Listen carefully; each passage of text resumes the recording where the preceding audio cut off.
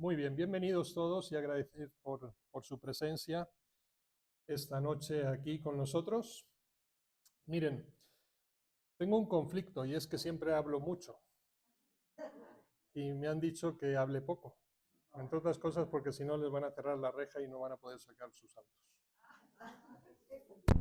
Entonces, yo tengo aquí 6 temas que he escalonado. Me pidieron una conferencia sobre la Cuaresma. En principio estaba pensada para hacerlas 3 días. Luego dijimos, bueno, vamos a probar con uno. Y viendo la respuesta de ustedes, después haremos más, ¿no? En el futuro, no muy lejano, ¿sí? Si Dios lo permite. Entonces, yo distribuyendo un poquito los tiempos, ahí tengo mi reloj puesto. Quiero empezar, obviamente, desde el inicio de la Cuaresma, cómo hemos iniciado ese símbolo tan especial que es la ceniza, con la que nos embellecemos precisamente para vivir este tiempo. Después hablarles un poco y ejemplificar en las prácticas cuaresmales que la liturgia y la palabra de Dios nos proponen, propias para este tiempo cuaresmal, que es el ayuno, la penitencia, la oración. Yo las he modificado un poquito. Después tengo para hablar del pecado, obviamente, porque la Cuaresma tiene una intención muy particular y es que cada uno de nosotros caiga en la cuenta de su propio pecado, abra su corazón a la conversión, obviamente, y recibir esa reconciliación con Dios que nos abra a la gracia que vamos a vivir en la Pascua. El pecado y como consecuencia, obviamente, no podemos dejar de hablar del perdón, porque es la solución que Dios da a nuestro pecado. Después, como síntesis un poco de todo un itinerario cuaresmal, obviamente tenemos que hablar de esa metanoia o metamorfosis del corazón que tenemos que hacer para vivir un espíritu de verdadera conversión. Y no me gustaría acabar sin hablarles un poquito del porqué de toda esta vivencia, que no es otra sino el Triduo Santo, es decir, la Semana Grande que nosotros llamamos Jueves Santo, Viernes Santo y Domingo de Pascua. Yo creo que no voy a hablar de todos los temas porque no me va a dar tiempo, pero yo me voy a ir organizando con ustedes. Miércoles de ceniza, empezamos la Cuaresma. Y la empezamos con un signo penitencial, pero en clave pascual. Primera cosa que tienen que entender todos. Normalmente, y en la historia de la Iglesia, se ha entendido la ceniza como un símbolo fúnebre de muerte, ¿no? Eres polvo y al polvo volverás. Y casi todos, cuando oímos esta frase, pensamos en el sepulcro. No, yo les quiero invitar esta noche a que cuando escuchemos esta frase y sobre todo vivamos este acontecimiento, pensemos en la vida, no en la muerte. Pensemos en un sepulcro vacío, que es el de Cristo. Obviamente los nuestros estarán llenos, pero la simbología con la que la Iglesia nos invita a empezar este movimiento, este tiempo santo de la Cuaresma, es precisamente siempre en una proyección de vida, en una proyección de Pascua. Y así lo debemos de entender todo.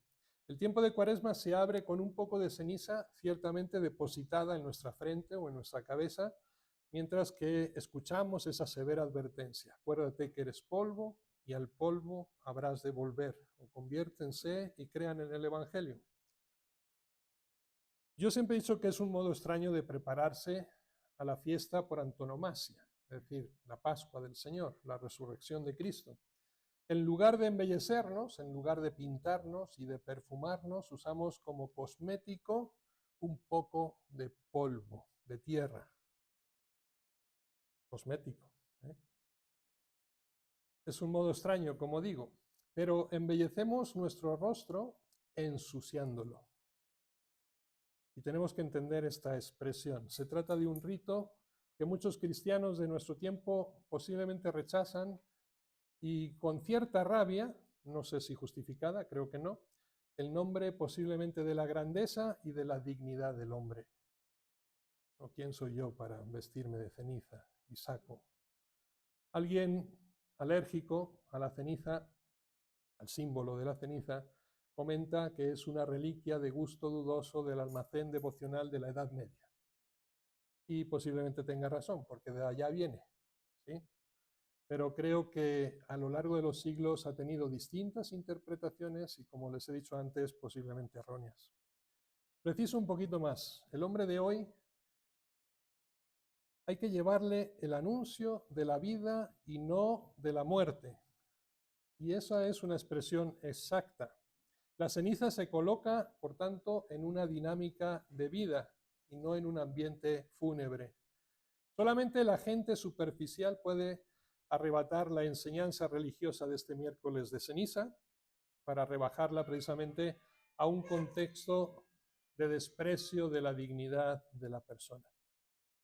Miren, la liturgia en ese día se encarga de desarticular precisamente esa apreciación, porque si ustedes se dan cuenta un poco de los textos litúrgicos del miércoles de ceniza, en la antífona de entrada ya que nos introduce a la misa, nos va a hablar a través del libro de la sabiduría diciendo: tú, Señor, amas a todos los seres y no odias nada de lo que has hecho. Es decir, Dios nos engalana.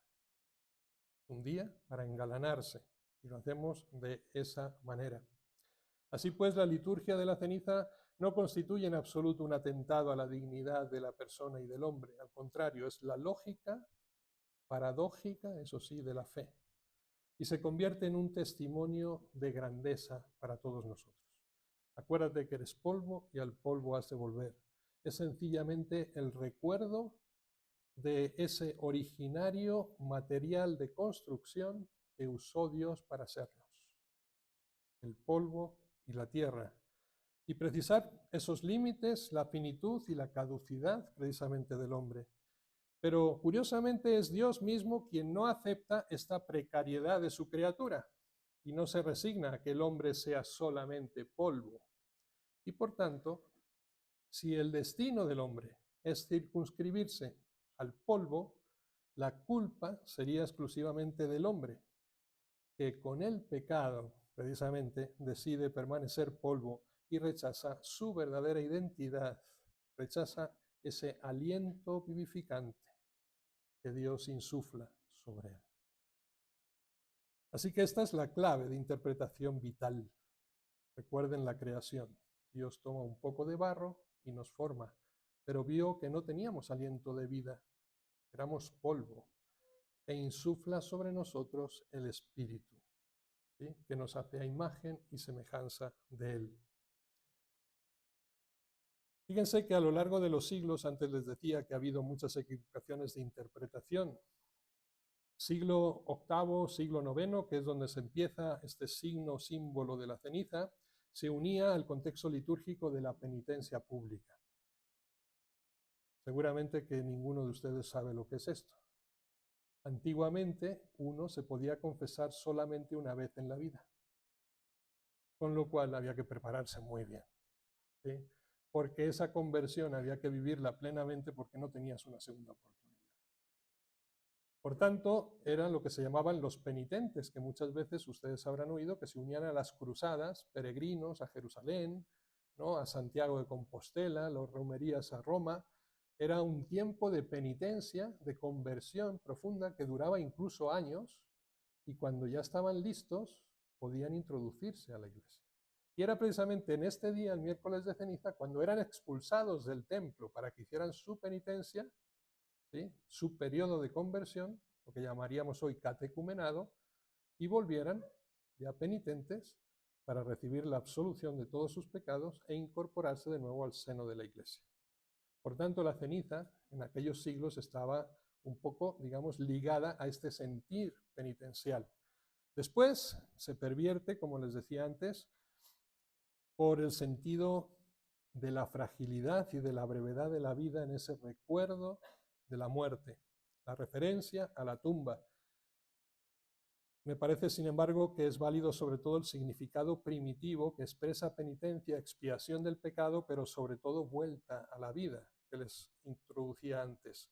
El hombre polvo quiere decir el hombre que se ha alejado de Dios, que ha rehusado el diálogo, que ha sido echado de su casa, que ha rechazado la dinámica del amor para caminar siguiendo una trayectoria de disolución y de muerte.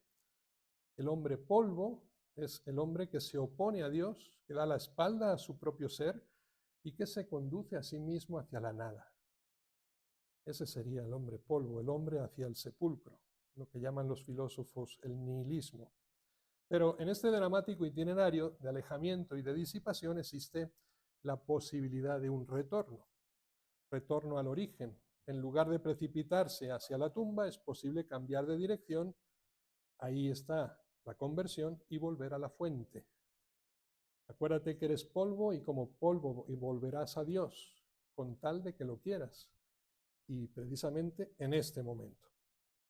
Me vuelvo tierra y me confío nuevamente a mi constructor, a mi hacedor primero, para que me rehaga del todo.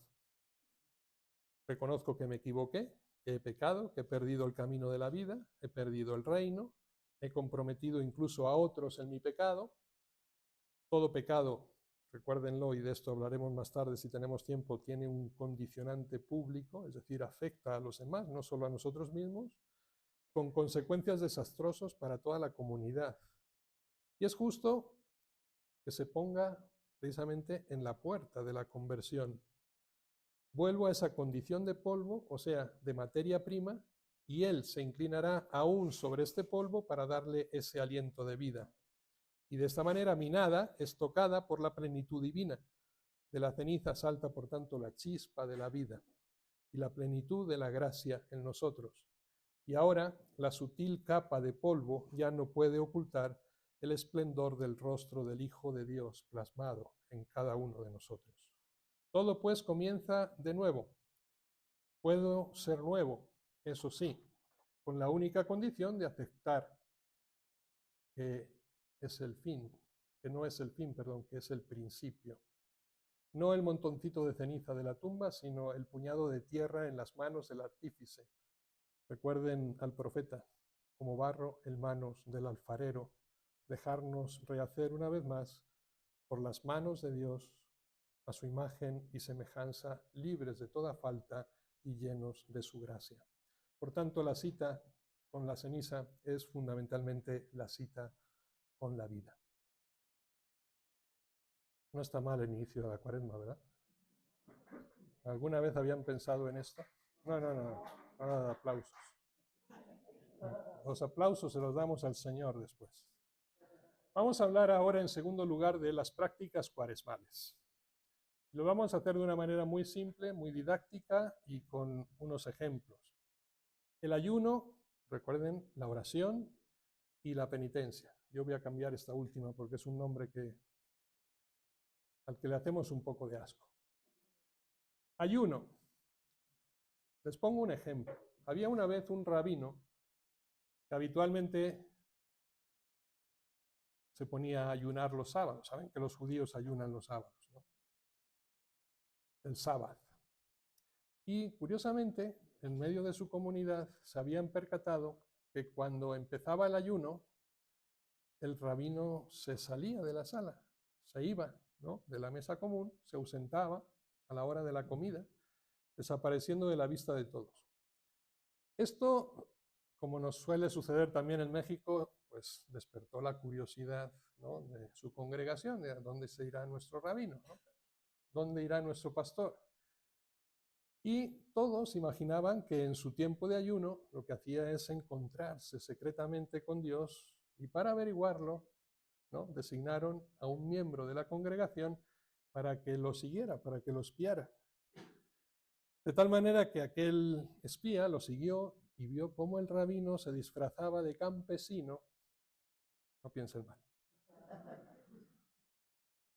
Y durante ese tiempo se iba a atender a una mujer pagana paralítica, limpiando su casa, preparando para ella la comida de aquel sábado.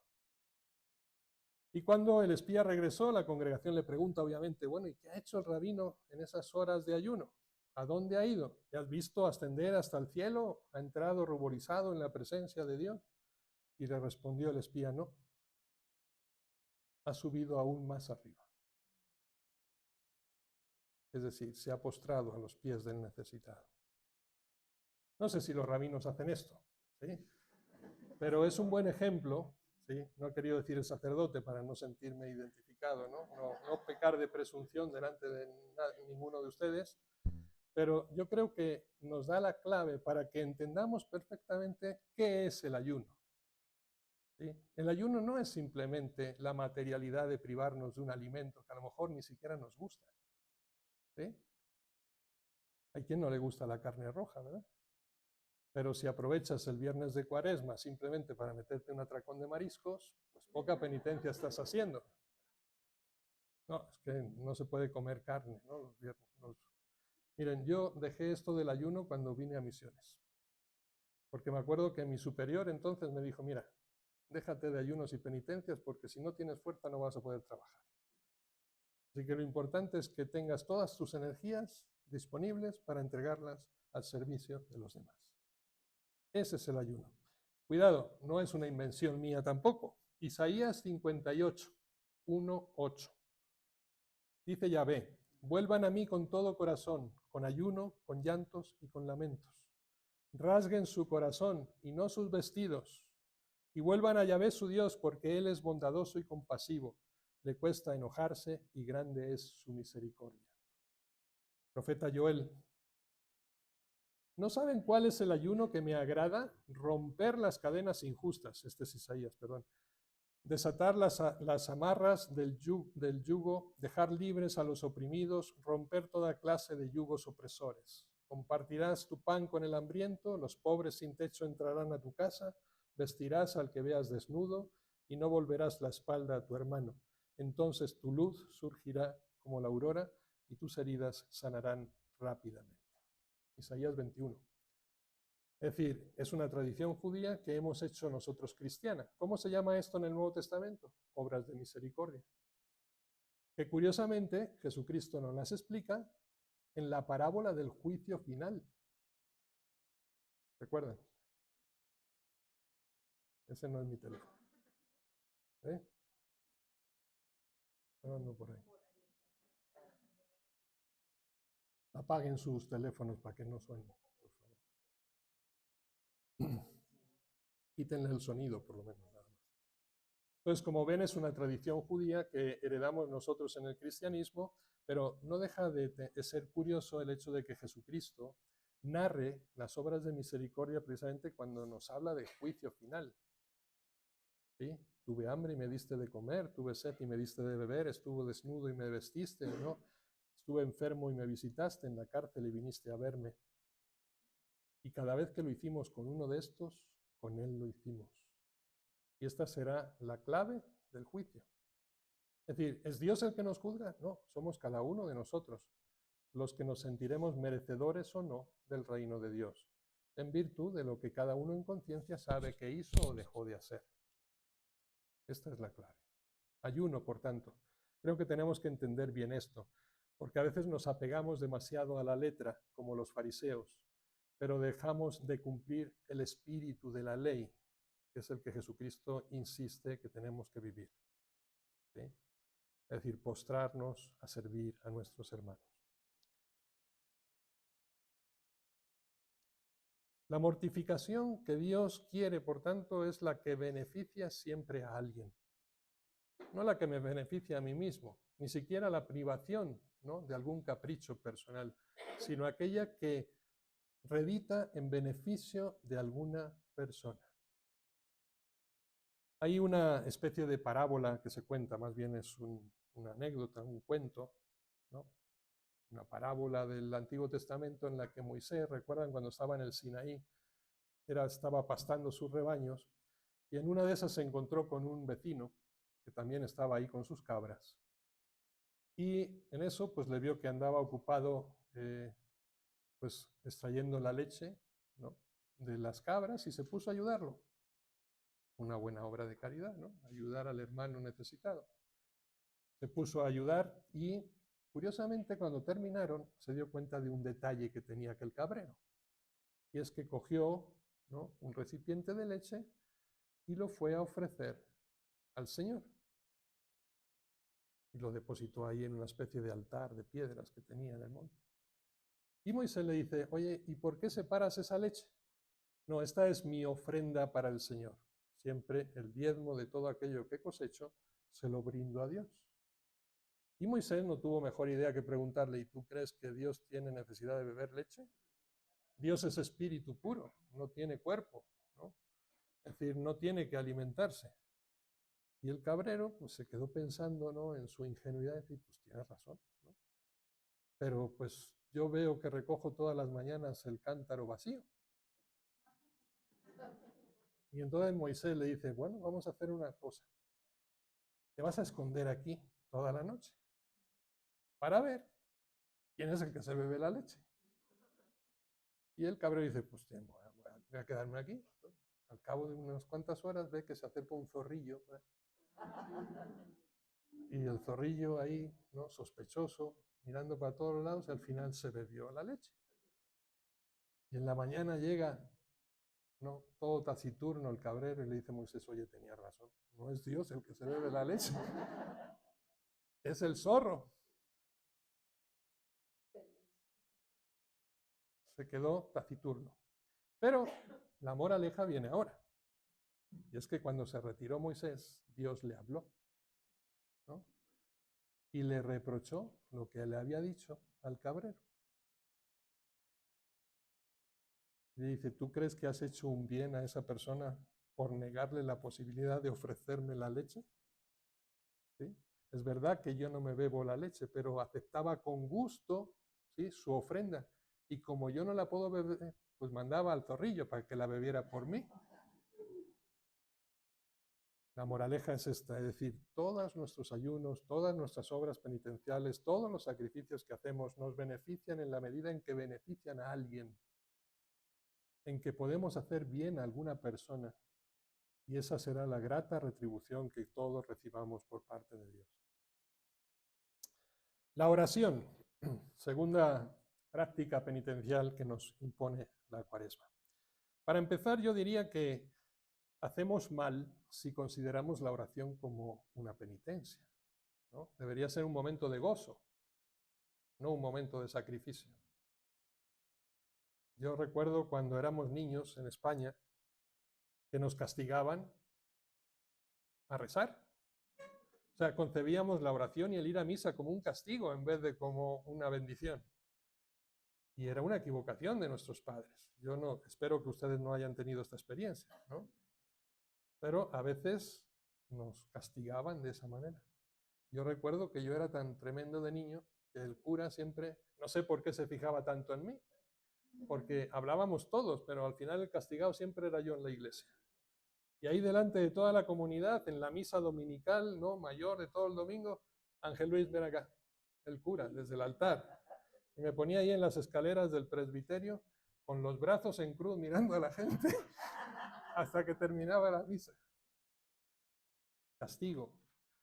Bueno, yo lo recuerdo no de manera agradable y simpática, pero la verdad que no era la mejor manera didáctica de acercarnos a Dios a los niños en aquella época.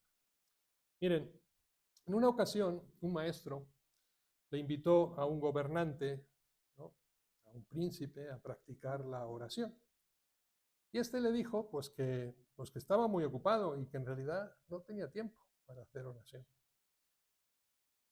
Y le dijo el maestro, ¿me recuerdas a un hombre que camina junto a un acantilado con los ojos vendados? Y está demasiado ocupado como para quitarse las vendas. ¿Captan la moraleja? ¿No captan la moraleja? Es decir, la ocupación en cosas superfluas evita que a veces pongamos atención en lo necesario. Es decir, la oración no nos quita tiempo. Es más, en el momento en que nosotros dediquemos un mínimo a la oración, eso hará mucha más efectiva nuestra vida y nuestra actividad diaria. Es decir, si tú caminas con los ojos vendados vas a ir muy lento, porque vas a ir tanteando, porque no sabes por dónde vas. En el momento en que tú te des un tiempo a ti mismo y a Dios, se te van a abrir los ojos, es decir, vas a ver con mucha más claridad y mucha mejor experiencia las decisiones que tienes que tomar, el camino que tienes que elegir, ¿sí? En la vida. Y todo será mucho más fácil y mucho más rápido. Esta es la moraleja. Cuando el gobernador se alejó, su falta de tiempo, alegó, perdón, su falta de tiempo, el maestro le dijo: es un error creer que la oración no pueda practicarse por falta de tiempo. El verdadero motivo es la agitación de la mente. Es decir, andamos demasiado ocupados en cosas que no son trascendentes. Perdemos mucho tiempo, eso sí es verdad, en cosas que no nos alimentan, que no nos engrandecen. Les cito aquí a Marcos 11 y a Efesios 6. Dice: cuando pidan algo en la oración, crean que ya lo tienen y lo conseguirán.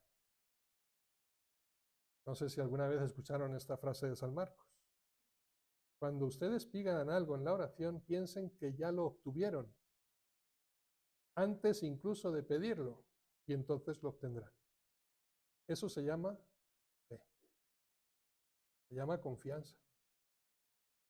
Es el primer requisito para hacer una oración eficaz. Tener fe en lo que pides. Ahora, si tú misma no crees que vas a obtener lo que pides, ¿para qué lo pides? O sea, tú misma estás bloqueando la gracia de Dios. Y es algo muy frecuente. Y si no, pregúntense a sí mismos cada vez que vienen a la iglesia a presentar una intención. Ahorita me pedían que orara por una operación que van a hacer a un familiar mañana.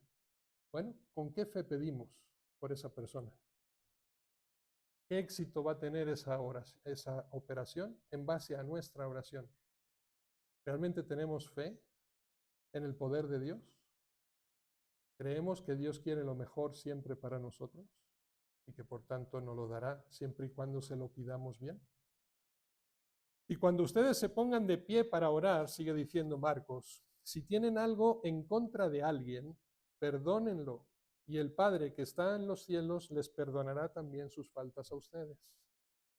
Otra clave también por la que fallamos tantas veces en la oración, y es que le ponemos a Dios el límite que nosotros mismos nos hemos impuesto. Recuerden el Padre Nuestro: perdónanos, Señor, como nosotros perdonamos. Ahí la fregamos ya. A ver, porque Dios siempre está dispuesto a perdonar, nosotros no. ¿Cómo, con qué voluntad, con qué cara le pedimos a Dios que nos perdone cuando nosotros no somos capaces de hacerlo? Y encima, cuando oramos, le imponemos a Dios el límite de que no nos perdone porque nosotros no hemos perdonado. Así nos va en la vida. Efesios dice: todo lo que pidan al Padre, todo lo que pidan al Padre, Él se lo concederá en mi nombre. Hasta ahora no han pedido nada en mi nombre. Pidan y recibirán y tendrán una alegría que será perfecta. Perdón, esta es de Juan 16, es que había pasado la cita de abajo. Todo lo que pidamos al Padre en el nombre de Jesús, no en nuestro nombre, sino en el nombre de Jesús. Él es el aval. Él lo concederá. Nosotros ya nos hemos puesto un límite a la hora de recibir la gracia de Dios. ¿Se han dado cuenta? Incluso en nuestra oración. Pero Jesús no tiene límites. Entonces, la clave para hacer una buena oración es pedir también en el nombre de Jesús, no en el nombre propio. Es que se me cansa de apretar aquí el micrófono en la mano. Ahora sí, Efesios dice: vivan orando y suplicando, oren en todo tiempo, según les inspire el Espíritu, velen en común y perseveren en sus oraciones sin desanimarse nunca, intercediendo a favor de todos sus hermanos. Otra clave de la oración, importantísimo, tomada de la palabra de Dios: la perseverancia. Es decir, saber esperar el momento de Dios. No obligar a Dios a aceptar nuestros momentos para actuar. Es someternos nosotros al plan de Dios, a la voluntad divina. Padre nuestro, una vez más, hágase tu voluntad, le decimos. Pero cuando nosotros oramos, muchas veces lo que queremos es que Él haga nuestra voluntad. ¿Sí? Entonces, a la hora de pedir por el enfermo, no vamos a presentarnos ante Dios diciéndole: Señor, yo quiero que mi hija se cure. No. Vamos a decir: Señor, ¿no estás seguro de que tú quieres curar, que quieres lo mejor para mi hija? Hágase tu voluntad. Así de simple. oración. Y tercero, no voy a hablar de penitencia, voy a hablar de caridad. Porque yo creo que la expresión plena de la penitencia y de toda penitencia en esta vida es caridad, es amor. Y esa es la palabra que lo resume todo. Y una vez más, el ejemplo, la paradoja. Dice, por la calle vi una niña aterida y tiritando de frío dentro de su ligero vestidito y con pocas perspectivas de conseguir una comida decente. Me encolericé y entonces le cuestioné a Dios. ¿Por qué permites estas cosas? ¿Y cuántas veces no lo habremos hecho? Cada vez que vemos una desgracia que escapa a nuestras manos, decimos, Señor, ¿por qué permites la pobreza en el mundo? ¿Por qué permites la guerra? ¿Por qué permitiste que muriera fulano? ¿Por qué permitiste que se cayera el avión? Y le culpamos enseguida a Dios en lo que está sucediendo. Le increpó a Dios, ¿por qué permites estas cosas? ¿Por qué no haces nada para solucionarlo? Durante un rato, Dios guardó silencio, pero aquella noche de improviso me respondió, ciertamente que he hecho algo, te hice a ti. Tú eres la que viste a la persona que tenía necesidad y tú eres la que tenías que socorrerla. Así de simple. Esa es la caridad. Pero ¿cuántas veces miramos para otro lado? Y encima nos atrevemos a criticarle a Dios porque lo permite. Pues ¿para qué creen que nos ha hecho Dios? ¿No es el resumen de toda la ley, ámense los unos a los otros como yo les he amado? Es decir, sin límite, porque el amor no tiene límite. Esa es la única y auténtica caridad. Primera Juan 4, todos lo hemos escuchado, ¿no? El que dice amo a Dios y no amo a su hermano es un mentiroso. El otro día les llamaba miserables en la misa y algunos se asustó. Luego reconocieron que tenía razón. Hoy les llamo mentirosos. Me llamo a mí mismo mentiroso. Porque decimos siempre que amamos a Dios, pero no amamos realmente al hermano. ¿Cómo puedes amar a Dios a quien no ves si no amas a tu hermano a quien ves? Y Juan 14 dice, en esto reconocerán que son mis discípulos, en el amor que se tengan los unos a los otros. En Corinto fue el lugar, la primera comunidad donde se nos empezó a llamar cristianos. Lamentablemente nos han robado hoy este adjetivo, ¿no? Y se lo aplican otras religiones. Nosotros tenemos que especificar, somos católicos. No, somos cristianos porque somos de Cristo. Ahora, ¿en qué se reconoce a alguien cristiano? Ahí está la expresión de San Juan, en que nos amamos. Entonces la pregunta que cabe hacerse aquí es, ¿realmente somos cristianos? ¿O habrá que cuestionarlo un poco más? Digamos que todos queremos serlo y estamos en camino a ello. Y para esto existe la Cuaresma, para esto existe este tiempo, ¿no? Para eso hemos venido aquí a escuchar esta plática, para caer en la cuenta de qué es lo que nos falta y actuarlo. Así de simple. Estamos bien de tiempo, ¿verdad? Van 2 de 6. Ay, perdón. Entremos al pecado.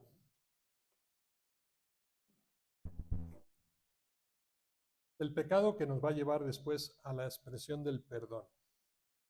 Miren, la primera definición que yo me atrevería esta noche para hacer del pecado es un poco una mirada muy retrospectiva al origen de la creación, obviamente al origen del hombre, que es donde se genera, ¿no?, el pecado original, originante que llamamos, el de Adán y Eva, y que después nos implica a nosotros en una historia de pecado permanente.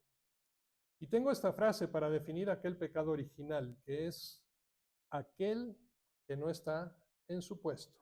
Ese es el que peca. Aquel que no está en su puesto. Y vamos a explicar esto. Leemos en el profeta Oseas, capítulo 11, dice, cuando Israel era joven le amé, desde Egipto llamé a mi hijo, cuando le llamaba él se alejaba. Ahí ya tenemos una especie de clave, ¿no? En el sitio donde Dios nos quería, nunca estamos. En las páginas primeras que leemos en la Biblia resuena inquietante siempre esta pregunta. Adán, ¿dónde estás? ¿Le suena, verdad? Adán, ¿dónde estás? Habíamos quedado vernos aquí, ¿dónde te escondiste? Primera consecuencia del pecado es huir de Dios, escondernos de Dios. El rey del universo, entiendan bien esta expresión porque no me refiero a Jesús ni a Dios, me refiero a la humanidad, al hombre. Nos hizo reyes del universo, lo puso todo en nuestras manos para que lo gobernáramos.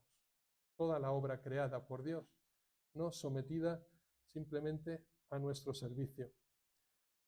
Apenas, por tanto, Él nos hizo reyes del universo, nos entroniza como tales, nos deja encontrar, no nos dejamos encontrar en ese puesto en el que Él nos puso. El hombre no está donde debería. Y este es realmente el pecado, la esencia del pecado. Adán ha ido a esconderse, no se deja encontrar en el momento de la cita con Dios, rechaza, por tanto, el encuentro, rechaza el diálogo, rechaza la amistad y da la espalda al amor. Esta es la expresión pura del pecado, ¿sí? Alejarnos de Dios, romper ese encuentro personal con Él. Analizando un poquito en hebreo, la palabra que traducimos por pecar significa literalmente faltar a la señal, es decir, no hacer blanco. Es como el tirador de arco, ¿no? Que tiene ahí la diana y no aciertas a tu blanco. Sería un poquito la traducción original del hebreo, de lo que nosotros traducimos por pecar, es decir, faltar a la señal que Dios nos ha puesto, que nos ha indicado para mostrarnos el camino, no hacer el blanco, no seguir la ruta trazada por Dios. Y esto no implica solamente un error de valoración, de juicio, sino algo que va mucho más allá de la esfera intelectual, o sea, precisamente una meta no alcanzada, un objeto o un objetivo no conseguido. El que peca no da, por tanto, en el blanco de la propia vida. Echa a perder el proyecto de Dios, el proyecto que Dios tiene sobre él. Y hay otra palabra en el lenguaje bíblico que traducimos habitualmente por iniquidad, awon. Pero esta palabra significa más exactamente desvío, dislocación. Iniquidad significa que la realidad ha llegado a ser lo que no debía ser. Pues aquí, si se dan cuenta, haciendo un poquito exégesis bíblica del Antiguo Testamento, nos precisa mucho cuál es la esencia del pecado. Es apartarnos, desviarnos de Dios, de la voluntad divina.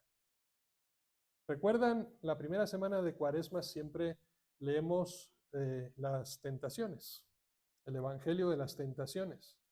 Algo que me gusta a mí recordar siempre es que si ustedes se dan cuenta, el diablo no le propone hacer nada malo a Jesús.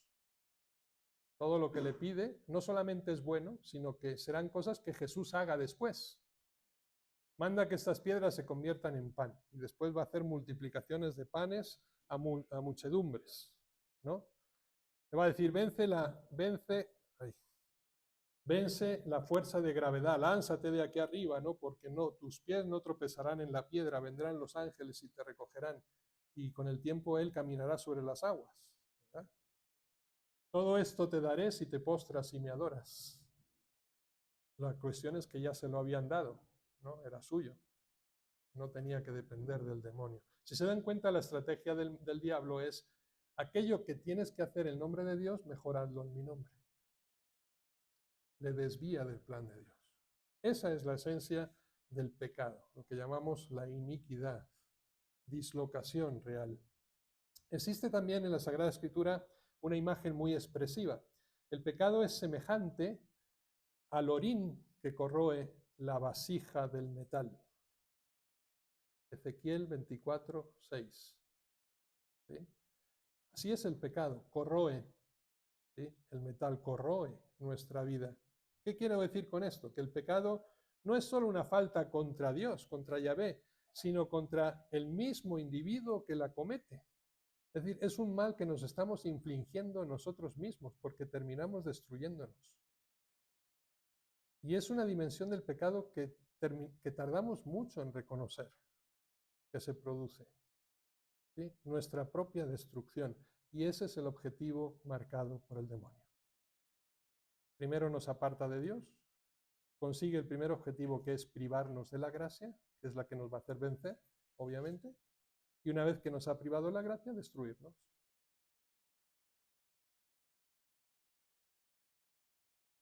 Por tanto, la falta nos destruye. El pecado es una corrupción de la persona. Pecar no quiere decir solamente genéricamente hacer el mal, sino hacerse a sí mismo el mal. El pecado, en efecto, lo que impide es nuestra propia realización.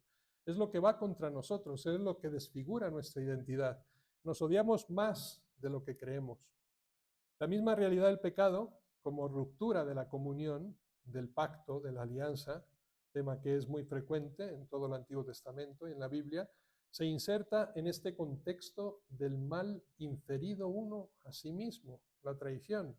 El hombre, llamado efectivamente a esa comunión y a ese diálogo del amor con Dios, rompiendo esta comunión, termina por romper su mismo equilibrio interior, romper su vida y caer condenado a una soledad, a un monólogo y a una muerte.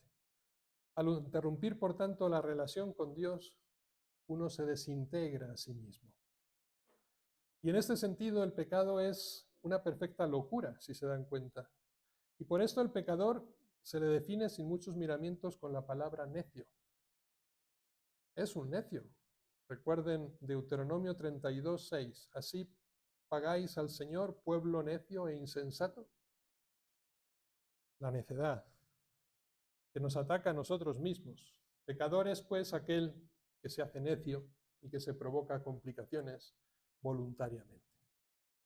Ahora bien, el pecado no solamente nos va a afectar a nosotros, sino que va a afectar a la sociedad entera, a toda la comunidad. Recuerden Caín y Abel. Caín ofrecía al Señor dones de sus frutos del campo y Abel ofreció las primicias de su grasa de las ovejas. Ahora bien, ¿qué pasó? Que el Señor se fijó en Abel y en su ofrenda, pero no apreció la ofrenda que le hizo Caín. Por lo cual Caín se enfurece, anda abatido, ¿no? Y se aleja de Dios. Se siente ofendido por Dios. El Señor le dice a Caín: ¿por qué te enfureces y andas abatido? Cierto, si obraras bien, estarías animado, pero si no obras bien, el pecado acecha a tu puerta. Y aunque viene sobre ti, tú puedes siempre dominarlo. Caín entonces le dice a su hermano Abel: vamos al campo. Y cuando estaban en el campo, Caín atacó a su hermano Abel y lo mata. El Señor dice a Caín: ¿dónde está tu hermano? ¿Recuerdan primera pregunta que hacíamos antes? Adán, ¿dónde estás? ¿No? Aquel que no está en su sitio, que no está en su puesto. Y ahora la pregunta es por el hermano. ¿Sí? Abel, ¿dónde está tu hermano? Caín, perdón, sí. Respondió Caín: no lo sé. ¿Soy yo acaso el guardián de mi hermano? Yo creo que esta interrogante resuena en todos nuestros corazones y debería de ser permanente en la situación de cada día que nos toca vivir, ante tantas necesidades que encontramos en nuestro camino. ¿No creen que Dios nos pregunta diariamente: ¿dónde está tu hermano? La parábola del buen samaritano, ¿la recuerdan? ¿No? El que ha quedado al borde del camino y el sacerdote pasa de largo, justificado en que tiene que ir al templo, ¿no? Y el escriba pasa de largo, justificado porque viene del templo y no puede caer en impureza si lo toca, ¿no? No puede tocar la sangre porque en cambio el samaritano se acerca y lo atiende. ¿Se dan cuenta de que cuando Jesucristo propuso esta parábola del buen samaritano fue en respuesta a la pregunta que le hacía aquel joven rico que le dijo: ¿y quién es mi prójimo? Y cuando termina la parábola, Jesucristo le devuelve la pregunta, pero modificada, y le dice, ¿quién se hizo prójimo de? Es decir, la cuestión no es, ¿sí?, reductiva. Es decir, no es que podemos calificar a las personas, tú sí eres prójimo y tú no. No. La pregunta es, ¿de quién estás dispuesto a hacerte prójimo tú? ¿A quién estás dispuesto a atender? ¿O seguiremos de largo mirando para otro lado? A la primera pregunta reveladora del pecado del hombre, Adán, ¿dónde estás?, sigue otra, por tanto, Caín, ¿dónde está tu hermano? La ruptura de relación con Dios lleva consigo no solo una desintegración de la persona, privada de su núcleo constitutivo, sino también una ruptura de las relaciones con los hermanos, un quebranto social. El destino del hombre es siempre la unidad. Recuerden el testamento de Jesús, ut unum sint, de la última cena, que todos sean uno, como yo y el Padre somos uno. La unidad es el destino del hombre. Sin embargo, la hemos quebrado. El hombre es un ser comunional. Ha sido creado para vivir en armonía con Dios, consigo mismo y con los hermanos, incluso con todo lo creado. Por el pecado se rompe ese equilibrio y nace el hombre dividido, separado, atomizado, egoísta, separado de Dios, dividido de sí mismo y desgarrado de la sociedad misma, separado de los otros que se han convertido precisamente en extraños y hasta, incluso habría que decir, en enemigos. Y está en guerra también con la creación, algo que está muy de moda ahora con el ecologismo moderno, ¿no? Hay que cuidar la creación. Y digo, ¿y cómo vamos a cuidar la creación si no somos capaces de cuidar de quien tiene que cuidar la creación? Este es el principio básico. Primero yo tengo que estar bien para que todo funcione bien. Pero no procuro estar bien. Y sin embargo recrimino que lo demás sí funcione. Es imposible. Nosotros somos los dueños de la creación. Por tanto, la creación es arrastrada a ese desorden del hombre, que se le hace hostil. De la unidad, pues, ha saltado a la multiplicidad hostil. El hombre, rechazando la conversación con Dios, se conduce a la soledad, al monólogo estéril y al propio egoísmo. Soledad, por tanto, de un yo separado, en todos los niveles. Luego, el pecado lo que hace es romper definitivamente nuestras relaciones. El pecado no es solamente un asunto entre la criatura y Dios, sino que muchos otros se van a sentir afectados. Y aun el pecado más personal, aun el pecado más escondido, tiene consecuencias siempre sociales. Es como un desprendimiento de tierra que arrastra todo a su paso. El Albert Camus, no sé si ustedes lo conocen, un filósofo francés, lo decía con esta palabra, epidemia. El pecado es una epidemia, es decir, se contagia siempre. Les cito directamente de Camus. Sea ciencia cierta que cada uno lleva consigo la peste y que nadie en el mundo está inmune de ella. Y que es necesario vigilarse sin tregua para no ser empujados en un momento de distracción a respirar sobre el rostro del otro y transmitirle el contagio. El microbio es una cosa natural. Lo demás, la salud, la integridad, la pureza, son efectos simplemente de la voluntad y de una voluntad que no debe pararse jamás. El hombre honesto, por tanto, el que prácticamente no afecta e infecta a nadie, es el que tiene el menor número posible de distracciones. Es decir, si pecamos, estemos atentos para no contagiar a los demás con nuestro pecado. Pero esa dimensión social del pecado es algo que yo creo que hemos olvidado con mucha frecuencia. Es decir, venimos a confesarnos, nos acusamos de manera personal de las faltas cometidas, pero nunca pensamos en el efecto que esas faltas ya ocasionaron en los demás y que son, por no decir imposibles, muy difíciles de resolver. Es decir, cuando tú le quitas el honor a otra persona simplemente con una difamación, ¿cómo se la devuelves una vez que el daño ya está cometido? ¿Cómo le devuelves el honor perdido? Entonces, cuidado, porque siempre hay una repercusión social en nuestro pecado. Paul Ricoeur decía incisivamente, el pecado se encuentra en el corazón, en el punto donde surgen las relaciones con los demás. Por eso, el pecado que denuncian los profetas es inseparablemente iniquidad en la persona y herida en la comunidad humana. Es decir, el pecado afecta a toda la sociedad. Cuando yo peco, estoy empobreciendo la iglesia. Toda la iglesia peca conmigo. Y cuando yo soy santo, toda la iglesia se santifica. Esta es la clave. Y esta es también nuestra responsabilidad a los ojos de Dios. En alguna ocasión, los días pasados, yo les hablaba en las homilías de la Eucaristía de la importancia y también de cómo pocas veces caemos en la cuenta del pecado de omisión. Nos culpamos de lo que hicimos mal, ¿sí? Incluso de nuestros pensamientos, pero rara vez venimos a confesarnos del bien que dejamos de hacer y estábamos obligados a hacer. Y no medimos nunca las consecuencias de ese bien no hecho, la repercusión que va a tener en las personas y en las generaciones futuras. Es decir, aquello que yo no haga se quedará sin hacer y afectará a una generación o incluso a varias por un pecado simplemente de omisión. Si tú tenías la obligación como padre o como madre de familia de enseñar a tu hijo el ejercicio de la virtud y no se lo enseñaste, ¿sí? Obviamente él va a crecer con esa carencia y con esa deficiencia, que le va a inducir, obviamente, no solamente a no ser perfecto, sino a incurrir en el error y consecuentemente en el pecado. ¿Quién es el culpable?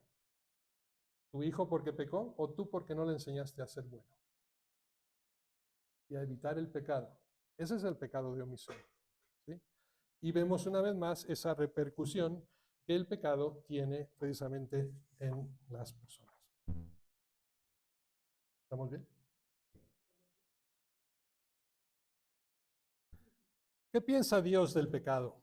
¿Cómo actúa Dios frente al pecado? Volvamos a la historia de Israel, ese Israel rebelde. Ya estoy harto de este micrófono. Me duele la mano de apretarle así. Ese Israel rebelde. Dice el Señor, no estará airado mi semblante contra ustedes, porque soy misericordioso. No guardo rencor para siempre, tan solo reconoce tu culpa. Jeremías 3. Tan solo reconoce tu culpa. Y ahora, la pregunta que nos solemos hacer, una vez que hemos diseñado nuestro pecado personal, nuestro pecado social, nuestro alejamiento de Dios, cada uno identifique su propia falta, ahora, ¿qué piensa Dios de ti después de haber incurrido en el pecado? ¿Cómo te va a volver a mirar de nuevo? ¿Cómo te verá? ¿O cómo te tratará? Esta es la pregunta de fondo, después de haber cometido pecado, después de haber roto nuestras relaciones de amor con Dios. Es normal que afloren estas preguntas. También David, y aquí voy al Antiguo Testamento, se las planteó después del crimen cometido y que le fue echado en cara crudamente por el profeta Natán. No voy a repetir el pasaje, creo que todos lo conocemos, esa parábola bonita del corderillo, ¿no?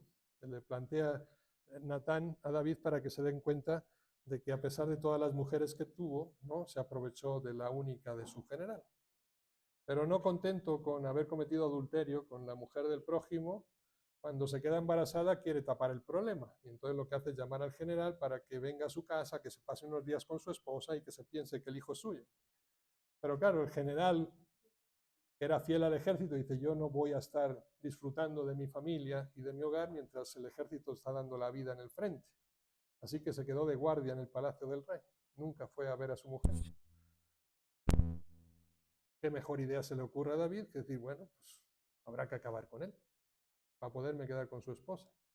Y lo manda, ¿no? Con la carta donde estaba escrita ya su condena, pongan al general en primera fila y cuando en el crudo de la batalla y cuando el ejército enemigo apriete, retírense todos para que muera. El pecado de David, ¿no? Y él se cuestiona esto mismo, ¿y ahora qué hago yo? ¿Qué puedo esperar yo de Dios después de haber cometido todas estas faltas? Ha traicionado la fidelidad de Dios y ha malogrado su proyecto, que era grande, era inmenso, el del rey David. ¿Serán válidas las promesas de Yahvé sobre él? ¿O más bien habrá sonado la hora de la venganza divina y del justo castigo por el pecado? ¿Qué piensan ustedes? Bueno, si han leído la Biblia ya la saben. Seguro que no se acuerdan.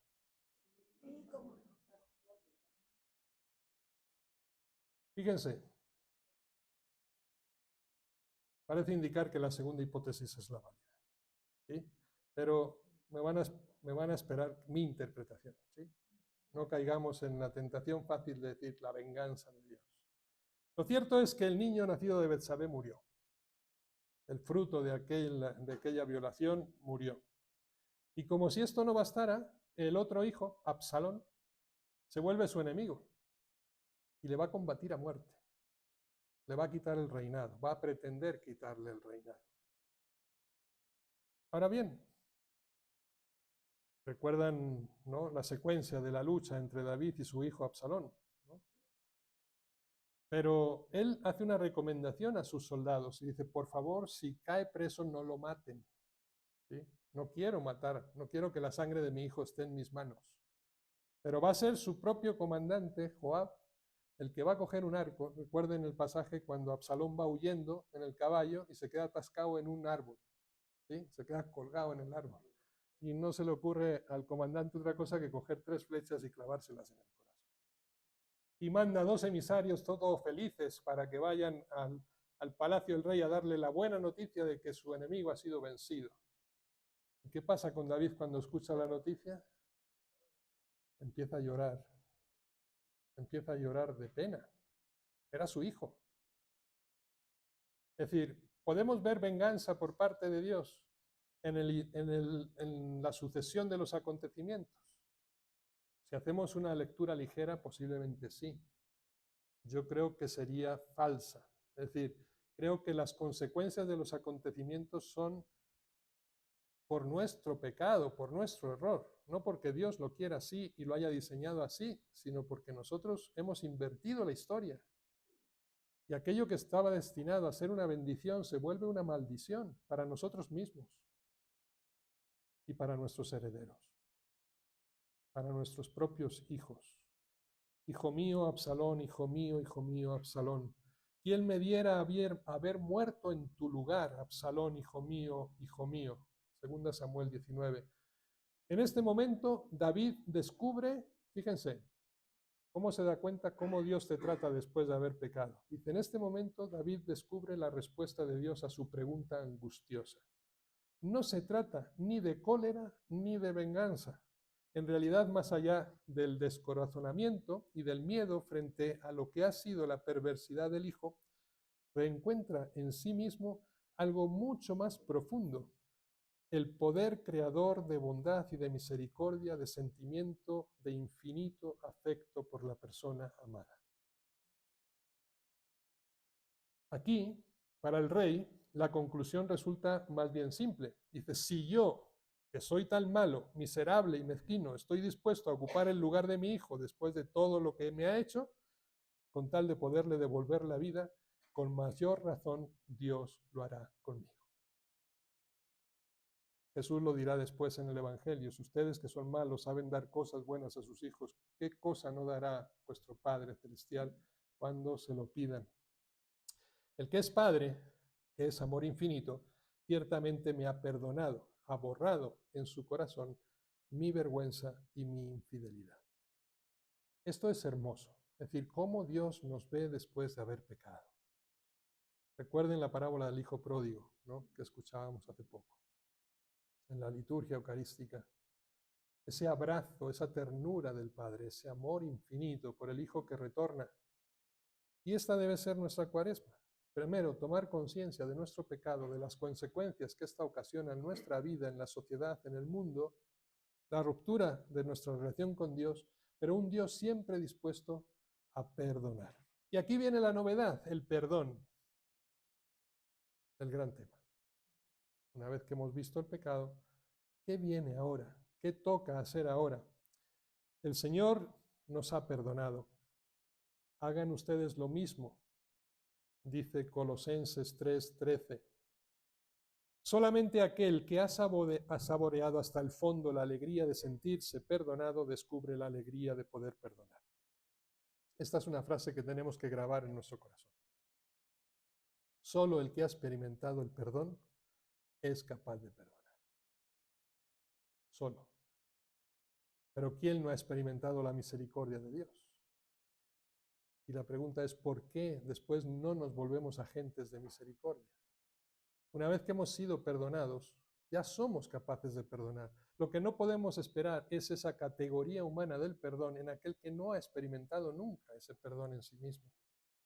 Y esto es algo que podemos relatar incluso como una denuncia social, porque hay mucha miseria en la vida y hay mucho desconocimiento también de Dios y de su gracia en mucha gente, y les induce al mal, y no son capaces de perdonar ese corazón de piedra, ¿no? Que no termina de convertirse en un corazón de carne. Quien se siente objeto del amor desmedido de Dios es capaz, a su vez, de volcar su amor sobre los otros hasta el gesto del perdón. No es posible hacer la experiencia de la misericordia divina sin aprender el gusto del perdón. Esta es la clave. Una persona incapaz de perdonar no solo es incapaz de amar, ni siquiera sabe que él mismo es amado y es perdonado por Dios. Hablando del perdón, nos limitamos muchas veces a subrayar la dificultad y el heroísmo que hay en el perdón. Pero creo que tenemos que dar un paso más, y es descubrir la novedad inherente a esa condición del perdón. Primero, el que perdona es, perdónenme la palabra porque suena un poco brusca o dura, es un revolucionario. Y por tanto, nosotros los cristianos estamos llamados a ser revolucionarios. Jesucristo fue condenado por ser un revolucionario, por intentar cambiar el statu quo de su tiempo. De tal manera que en el perdón y el que perdona se convierte en esto. Es el que no se resigna al estado de cosas, que rehúsa ser siempre lo mismo. El mundo está enfermo de costumbres, de hábitos. Se envejece por fuerza, ¿no?, de la costumbre. Todos somos repetidores incorregibles. Solamente hemos aprendido a repetir tales determinadas acciones que vemos hacer en los demás, como si hiciéramos o convirtiéramos nuestra vida en un juego, ¿no?, de niños. Y todos sabemos lo que hemos hecho de niños, ¿no? Y tú más, ¿no? Sí. Y tú más. ¿Tú me has hecho esto? Pues yo te hago lo mismo. ¿No lo hacíamos de chiquillos? ¿No lo hacemos de grandes? Piensen en nuestra presidenta del gobierno. Tú me pones un 25% de aranceles, pues yo te pongo otro 25% a ti. Repetimos, ¿no? Repetimos, ese es el tema. Tú me has hecho esto, pues yo te hago lo mismo. Tú obras así, pues yo te respondo de la misma manera. Tú estás enojado, pues yo permanezco en mis 13. Aburrido, aburrido, monótono. Círculos viciosos de ofensas, de reparaciones, nuestras interminables espirales de rencores, agresividad, riña, animosidad, resentimiento, susceptibilidades. ¿Quién no se siente identificado por estos apelativos? ¿No queda algún rencor por ahí escondido siempre en nuestro corazón? En un momento dado, un individuo que no está dispuesto a ese juego, a esas reglas codificadas por la pereza y por el interés, surge el revolucionario. Un valiente que salta por encima de todo gritando, yo no juego, es un juego demasiado aburrido, demasiado fácil, decididamente estúpido y además inútil. E introduce en el viejo juego de los mutuos despechos un elemento y una novedad que echa todo a rodar, el perdón. Tú me haces daño, yo te respondo amablemente. Y en este sentido podemos decir que el perdón es creador. Esa es la novedad. La revolución del perdón genera una novedad inaudita. Se acabó el ojo por ojo, diente por diente. Si tú me la haces, tú la pagas. No, pones la otra mejilla. Ese es el cristiano. Quien es capaz de perdonar inventa situaciones nuevas, soluciones inéditas, crea relaciones distintas, tiene imaginación, no se resigna a imitar lo que hacen los demás. El que perdona es una persona que tiene iniciativa y solamente el rencoroso, que es perezoso además, es un indolente, uno que imita a los otros.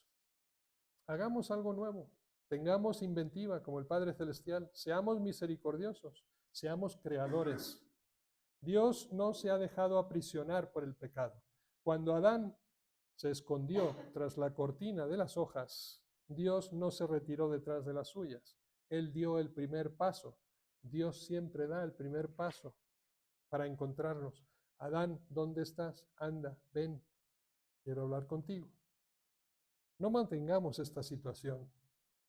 Las situaciones que normalmente juzgamos como las únicas admisibles son las más serviles de todas.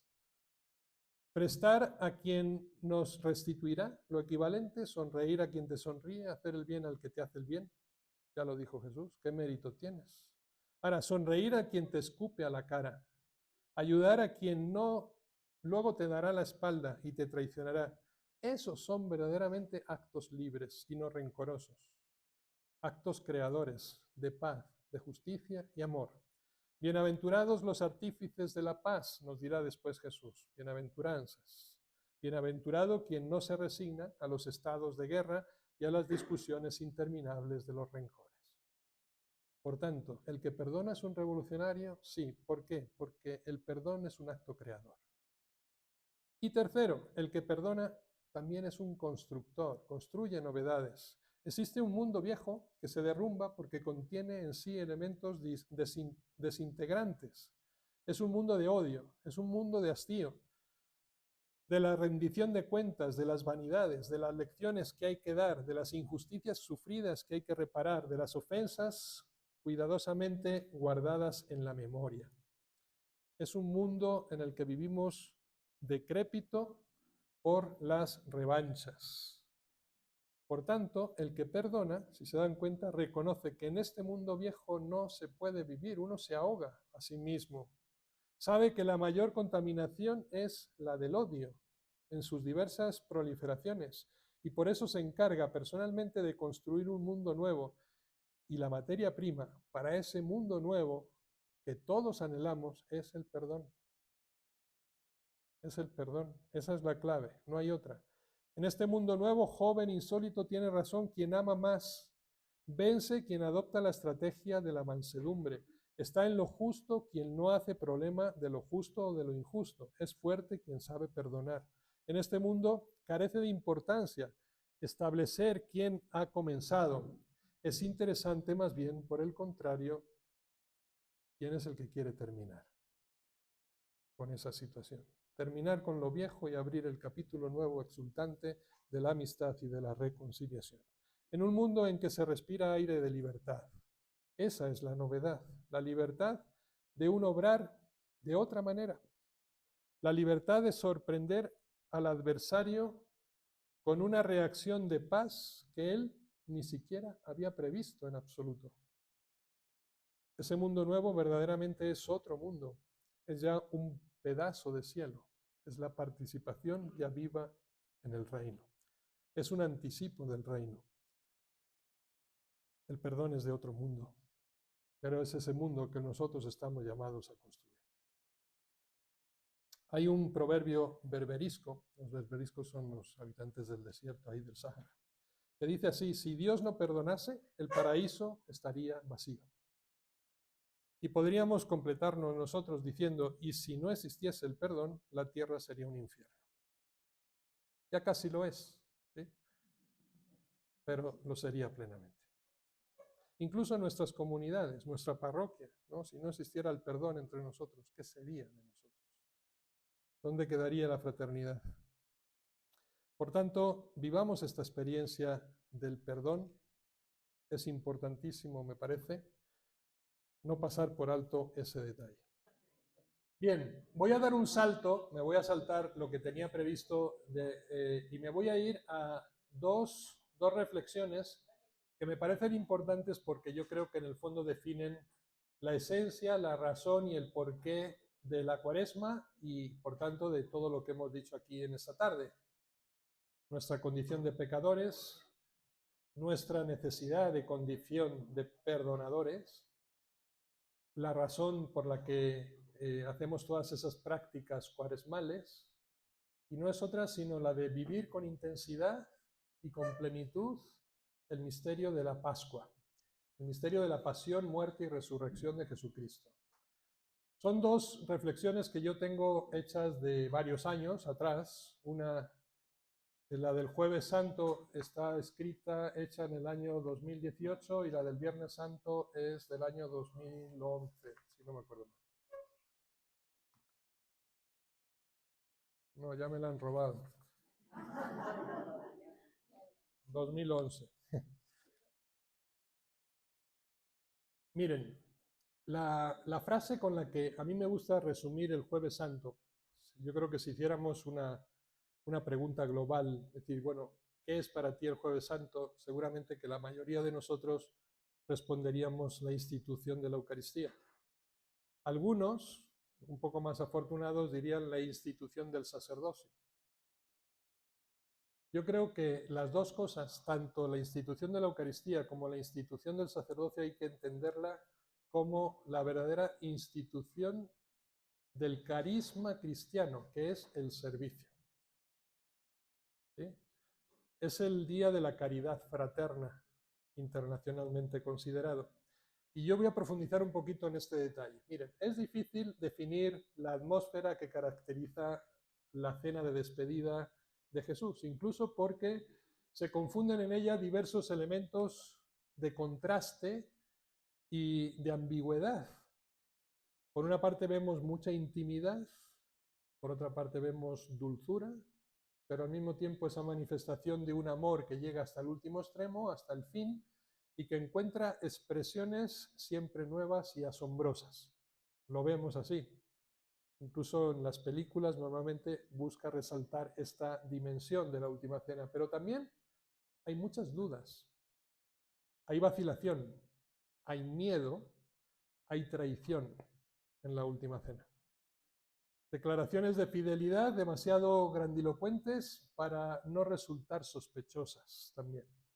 Discursos en los que se entremezcla el cariño y la amargura, confianza y queja, cercanía e incomprensión, humildad y presunción, calor y hielo. Se dan cuenta que son antagónicos, ¿no?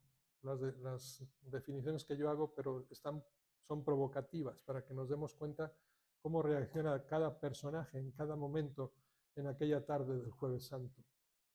Hay luz y oscuridad, silencio cargado de ternura, pero también un silencio embarazoso, unión con el Maestro que domina la escena y dispersión al mismo tiempo, unidad que se rompe muy pronto, y no solamente con la salida de Judas en la noche. Siempre pasa lo mismo cuando nosotros andamos de por medio y cuando nos refugiamos inevitablemente en nuestras contradicciones, en nuestras ambigüedades y complicaciones. Impulsos, un poco hacia adelante, y retroceso, un poco hacia atrás. Destellos de luz y sombras preocupantes, entrega y reservas, coraje y cobardía. Son experiencias vividas por los apóstoles en aquella semana, pero son sobre todo experiencias que nosotros identificamos en nosotros mismos. Incluso en el momento decisivo conseguimos ser múltiples, divididos, dobles, hacemos opciones evasivas, tomamos compromisos solemnes sin comprometernos de veras, pretendemos acercarnos todo lo posible a Dios, pero al mismo tiempo huimos de Él. Nos encontramos en el cenáculo junto a Él, pero apenas salimos nadie nos reconoce. Y esto es lo que sucede en cada Eucaristía que celebramos. Estamos cerca de Dios mientras dura la liturgia, termina la liturgia y nos olvidamos de Dios. Y ya no lo reconocemos. El Jueves Santo quizás sea esto, el que una vez más se pone totalmente en nuestras manos, que es Cristo, se entrega totalmente, y nosotros que no nos atrevemos nunca a darnos del todo por nada. Sabiendo que el Padre había puesto todo en sus manos, recuerdan esa frase, ¿no? Impactante de Jesucristo en la última cena. Sabiendo que Dios, el Padre, lo había puesto todo en sus manos, Él se va a entregar plenamente. Hubiéramos esperado quizá ahí un gesto clamoroso de poder, un último milagro grandioso, en donde anclar definitivamente y gloriosamente nuestro recuerdo de Él. Pero en aquellas manos encontramos solamente esto, un jarro de barro, una toalla, una jofaina. Es curioso, ¿no? No sé si se habían percatado de este detalle, a mí me gusta resaltarlo mucho cada vez que me toca celebrar el Jueves Santo, jarra de agua, palangana y toalla.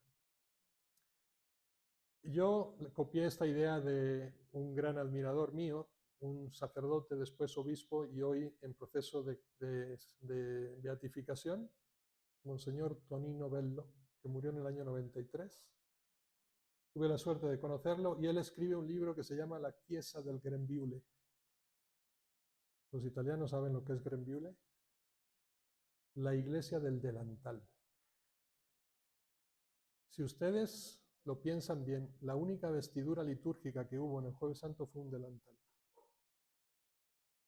La única. No había casullas, ni estolas, ni pomposas, ¿no? La iglesia del delantal. ¿Y eso qué quiere decir? Que uno se pone el delantal para ponerse al servicio de. ¿Sí? La servidumbre usa el delantal. Y eso es lo que quiso demostrarnos Jesucristo. Sus manos no se ocupan de hacer un prodigio espectacular, sino de ponerse una toalla a la cintura a lavar los pies a los discípulos. Aquellos pies que habrían de caminar, eso sí, por los caminos del mundo para llevar la buena nueva y anunciar el Evangelio. Por tanto, unos pies que estaban siendo lavados de antemano en previsión del cansancio y del polvo y del barro del camino que habrían de recoger con el tiempo. Unos pies, por tanto, habría que decir consagrados, con vistas a la misión, al anuncio.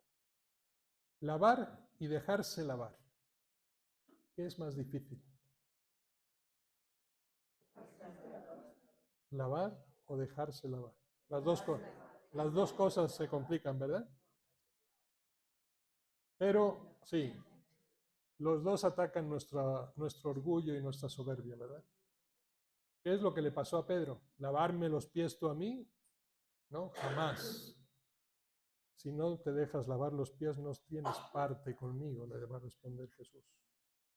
Y el orgullo de Pedro, ¿no? Que no le dejaba que Jesucristo cumpliera con su misión humillante. Y piensen que la pasión precisamente es esto. Es un acto de humillación supremo. Es todo un Dios que se postra a nuestros pies para servirnos, para dejarnos ejemplo de lo que tenemos que hacer después nosotros. Y desde ahí juzguen cómo es cada una de nuestras Eucaristías. Si realmente nosotros acudimos al templo para ponernos al servicio de nuestros hermanos, o a veces lo hacemos simplemente para descansar y apartarnos de nuestra realidad con los hermanos. Y pensamos que estar con Dios, ¿sí?, es algo contrario a estar con los demás y lavarles los pies. Por tanto, lavar o dejarse lavar. Jesús nos invita a invertir el orden de las cosas que consideramos habitual y conveniente. Es la invitación de las bienaventuranzas. Son felices precisamente aquellos que habitualmente consideramos desgraciados.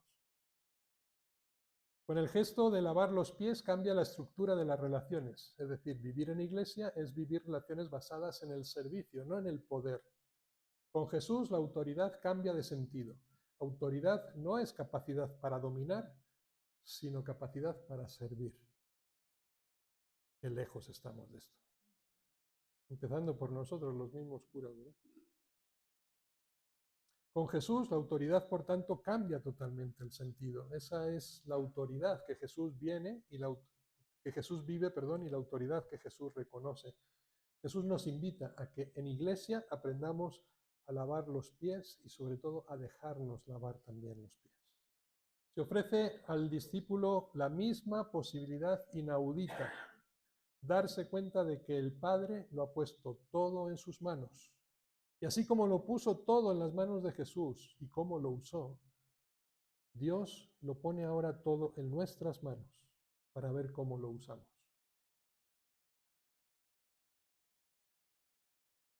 De manera que puede tranquilamente renunciar al poder, al dominio, y queda libre de usar las manos sencillamente para servir. Esta sería la actitud lógica. Probablemente todos podemos reconocernos en la experiencia de Pedro, no dejarnos lavar. Nos cuesta dejarnos lavar los pies porque es dejarnos amar en lo que menos nos gusta de nosotros mismos, en nuestros errores, en lo que está sucio, lo que siempre está por los suelos, la debilidad, la pequeñez, la miseria, justo lo que no nos gusta mostrar ni siquiera a nosotros mismos. Solamente en estas condiciones podremos dar a besar nuestras manos y abrirlas para servir a los demás sin enrojecer de vergüenza por la ironía. Unas manos que no han acaparado nada, unas manos que no han ahogado a nadie, unas manos que no arañan, unas manos que no amenazan, que no esconden, unas manos que no mendigan aplausos ni honores. Esas son unas manos consagradas. ¿Por qué? Porque Dios ya nos las consagró a través de los pies. Antes de dar a besar nuestras manos, procuremos que estén limpias gracias a ese lavado de pies asiduo y concreto de los demás. Comprobemos que se han borrado cuidadosamente todas las señales de prestigio que creemos tener en nosotros.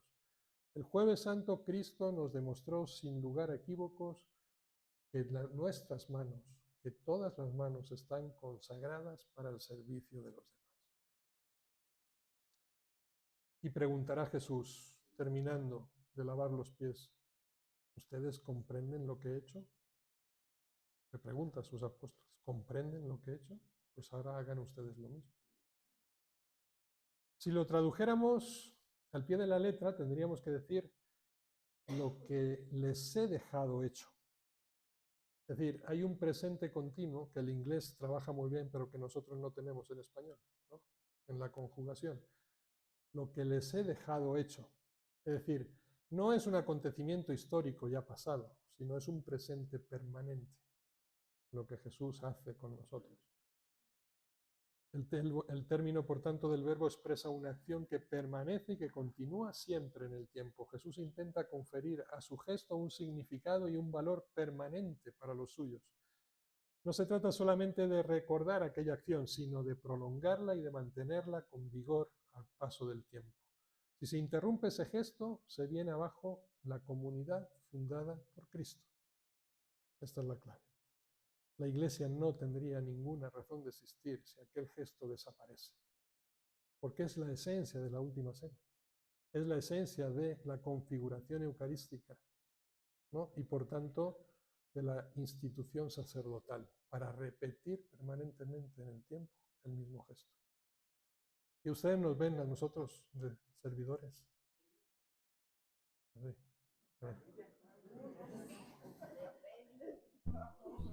Okay. Tenemos nuestros errores, pero todos, o sea, cuando hablo de sacerdocio, no solamente hablo de sacerdocio ministerial, sino del sacerdocio que todos heredamos por el bautismo. ¿Sí? Por tanto, si se interrumpe este gesto, como digo, no tiene razón de ser ya más la Iglesia fundada por Cristo. Perdería su esencia. Jesús no nos ha dejado solo la Eucaristía, nos ha dejado también ese lavatorio de los pies, y podemos decir que la Eucaristía y su consecuencia inevitable, que es la capacidad de servir a nuestros hermanos. Aquello que han recibido gratis, denlo gratis. Y ustedes dirán, pero es que me ha cobrado por la misa. No deberíamos hacerlo nunca. No. Jesús nos ha dejado, por tanto, en herencia un jarro, una palangana y una toalla, ¿sí? Un delantal. Y no ciertamente para que sirvan de adorno o para exponerlas en un museo de recuerdos. Por consiguiente, también el lavatorio de los pies es, en cierto sentido, memorial, un memorial, una realidad que recordar y que actualizar permanentemente, una realidad eficaz al mismo tiempo y una realidad que asegura la presencia del Señor en medio de nosotros permanentemente. El jarro, la palangana y la toalla son nuestros instrumentos de trabajo, las herramientas de nuestro oficio cristiano. Como decía yo le llamo santo obispo porque yo creo que lo será con el tiempo, don Tonino Bello, el sacerdote es estola y delantal. Y añadía con tono provocatorio, el delantal es el único ornamento sacerdotal que trae el Evangelio. Servicio. Sin embargo, ese jarro está expuesto a nuestro sacrilegio, no menos que la propia Eucaristía. Y sí, tomamos conciencia cuando somos sacrílegos con la Eucaristía, pero yo creo que pocas veces nos damos cuenta de cómo estamos faltando a esa sacralidad de los pies de nuestros hermanos. ¿Ya? Y ese jarro se quiebra. El sacrilegio, como es lógico, consiste en dejarlo allí, como objeto de veneración, sin utilizarlo jamás. ¿Cómo entenderemos, por tanto, que es el servicio lo que nos purifica? ¿Cómo nos daremos cuenta de que lo que dejó hecho Jesús es algo que tenemos nosotros que seguir haciendo en medio de nuestra sociedad? ¿Y no será esa precisamente la clave para seguir creciendo en la gracia y conquistar ese mundo mejor, ¿no?, que Dios quiere para nosotros? Viernes Santo. Este va para ti, Margarita, que ya te querías, ¿eh? A lo mejor algunos se escandalizan. Por fortuna hay muchas mujeres aquí, ¿sí? Y también por fortuna no nos faltan los hombres, pero siempre somos minoría en las congregaciones religiosas. No sé por qué será. Bueno, fue así desde la época de Jesús, no se preocupen. Decía el Papa Francisco a la congregación de religiosos de vida consagrada, de las sociedades de vida apostólica, ¿cuál es el lugar de la mujer en la iglesia a la luz de la pasión? Hacía esta pregunta hace algunos años. ¿Cuál es el lugar de la mujer en la iglesia a la luz de la pasión? Y eso es lo que yo quiero responder ahora. ¿Cuál es vuestro lugar, mujeres, en la iglesia? Junto a la cruz de Jesús estaba su madre, la hermana de su madre, María, la mujer de Cleofás y María Magdalena. Por una vez, pongamos aparte a María, su madre, porque se da por hecho que debería estar ahí, ¿no? No iba a faltar. Pero su presencia en el Calvario no requiere más explicaciones, la de María, más que por ser madre. Era su madre y esto lo dice todo. Las madres no abandonan a sus hijos, aunque estén condenados a muerte. Pero ¿por qué estaban allí las otras mujeres? ¿Quiénes y cuántas eran? Los evangelios refieren el nombre de algunas de ellas. María de Magdala, María, la madre de Santiago el menor y de José, Salomé, madre de los hijos de Zebedeo, una cierta Juana y una tal Susana. Lucas 8:3. Llegadas con Jesús de Galilea, estas mujeres le habían seguido llorando en el camino del Calvario. Y ahora, en el Gólgota, observan de lejos, porque no les dejan acercarse, no por otra razón. O sea, desde la distancia mínima que les es permitida. Y en poco tiempo le acompañarán con tristeza al sepulcro con José de Arimatea. Esta es la historia del Viernes Santo, de la Pasión. Este hecho está demasiado comprobado y es demasiado extraordinario como para pasar por encima de él apresuradamente. Las llamamos, con una cierta condescendencia masculina, las piadosas mujeres. Pero son mucho más que piadosas mujeres. Son igualmente madres coraje. Madres coraje. Desafiaron el peligro que existía en mostrarse tan abiertamente a favor de un condenado a muerte. Y Jesús había dicho, dichoso aquel que no hay escándalo en mí. ¿Lo recuerdan? Pero las únicas que quedaron fueron ellas. Estas mujeres son las únicas que no se escandalizaron de él. La mayoría de los hombres que estaban allí estaban para condenar. Solo las mujeres estaban allí para acompañar y sufrir con él. Se discute vivamente desde hace algún tiempo quién quiso la muerte de Jesús. Los jefes judíos o Pilato, o los unos y los otros. Una cosa es cierta, en cualquier caso. Fueron los hombres, no las mujeres. Ninguna mujer está involucrada en la muerte de Jesús, tampoco indirectamente en su condena. Hasta la única mujer pagana que se menciona en los relatos, es decir, la esposa de Pilato, se disoció de la condena, si ustedes recuerdan bien. Es cierto que Jesús murió también por los pecados de las mujeres, no lo vamos a negar, pero históricamente solo ellas pueden decir somos inocentes de la sangre de este hombre. Solo ellas. No sé ustedes. Este es el único de los signos más ciertos de la honestidad y de la fidelidad histórica de los evangelios en un contexto judío. Si muchos han juzgado, ¿no?, con incredulidad que el evangelio sea cierto e histórico, esta sería una razón más para justificar su historicidad, porque ¿quién daba crédito a la voz de una mujer en aquella sociedad? No contaba. ¿Por qué entonces ponerlas a ellas por testigos? Narrar el papel mezquino que hacen de ellos los autores y los inspiradores de los propios evangelios, es decir, cómo se condenan a sí mismos y cómo relatan sus propios fallos y su propia traición, y en cambio alaban la perseverancia y la compañía de las mujeres. El maravilloso papel que demuestran aquellas mujeres. ¿Quién había permitido que se conservara con memoria imperecedera la ignominiosa historia del propio miedo, huida, negación, agravada además con la comparación de aquella conducta tan distinta de algunas pobres mujeres? ¿Quién, repito, lo habría permitido si no hubiera estado obligado por la fidelidad a una historia que ya se mostraba como infinitamente mayor que la propia miseria? Siempre ha surgido la cuestión de cómo es que las piadosas mujeres, perdón por el título, son las primeras en ver al resucitado.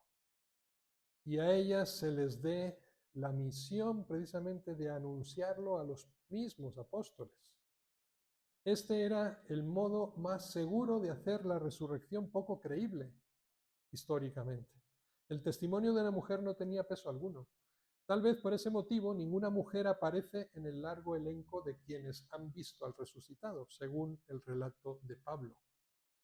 Los propios apóstoles, respecto a las primeras, tomaron las palabras de las mujeres, dice el texto bíblico, como un desatino, ¿no?, completamente femenino, y no las creyeron.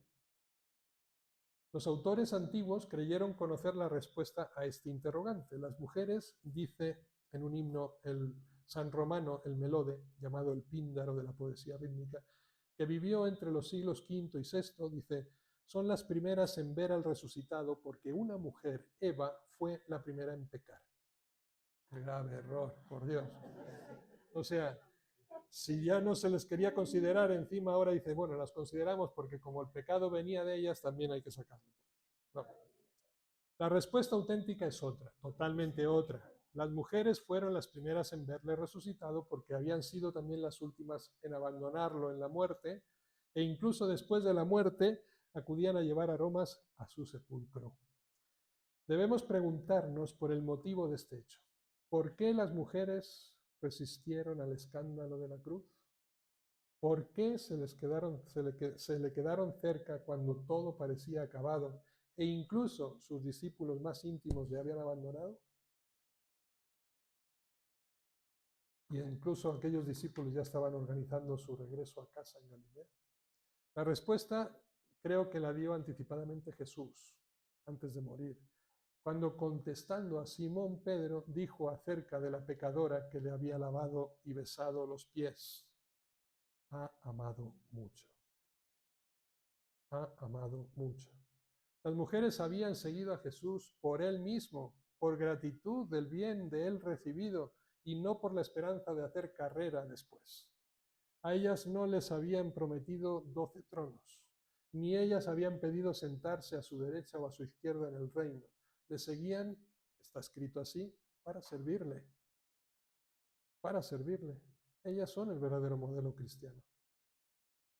Eran las únicas, después de María, su madre, en haber asimilado el espíritu del Evangelio. Habían seguido las razones del corazón y éstas no les habían engañado.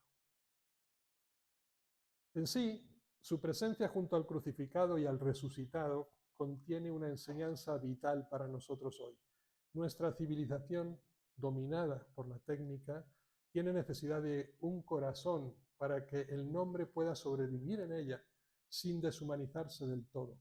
Debemos dar más espacio a las razones del corazón si queremos evitar que la humanidad vuelva a caer en una era glacial. En esto, a diferencia de muchos otros caminos, la técnica es de bien poca ayuda. Se trabaja desde hace tiempo en un tipo de ordenador que piensa, ¿no?, que se enriquece a sí mismo. Hoy ya hablamos de inteligencia artificial, que nos suplen tantas actividades, y muchos están convencidos de que se logrará. Yo no lo dudo tampoco. Pero nadie hasta ahora ha proyectado la posibilidad de un ordenador que ame. ¿No? Nadie se le ha ocurrido hacer un ordenador que ame, que se conmueva, que salga al encuentro del hombre en el plano afectivo, facilitándole amar, como le facilita calcular las distancias entre las estrellas o el movimiento de los átomos o a memorizar datos. A la potenciación de la inteligencia y de las posibilidades cognitivas del hombre no le sigue con el mismo ritmo, lamentablemente, la potencialidad y la capacidad de amar para el hombre. Y esta última más bien parece que no cuenta nada, aunque sabemos muy bien que la felicidad o la infelicidad en la tierra no dependen tanto de conocer o de no conocer, sino de amar o no amar, de ser amado o de no ser amado.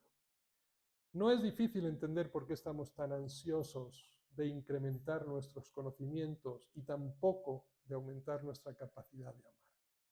El conocimiento se traduce automáticamente en poder, mientras que el amor se traduce en servicio. Una de las idolatrías modernas, el IQ famoso, coeficiente intelectual. Existen varios métodos para medirlo, pero ¿quién se preocupa de tener en cuenta también el coeficiente del corazón? ¿Cuánta es nuestra capacidad de amar?